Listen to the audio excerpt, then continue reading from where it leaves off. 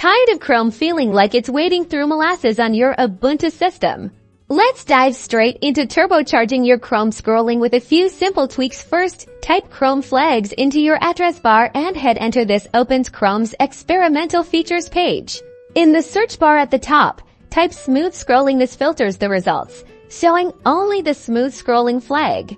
You'll see smooth scrolling highlighted to the right. There's a drop-down menu that likely says default. Click it. From the drop-down menu, select Enable. This forces Chrome to use its built-in smooth scrolling feature. Now look at the bottom right of the page. You'll see a blue relaunch button. Click this. Chrome will close and automatically reopen, applying the new setting.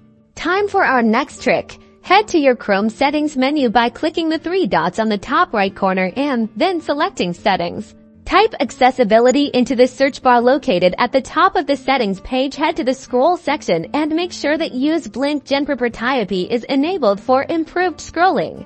That's it. Enjoy the faster, smoother Chrome scrolling on your Ubuntu machine.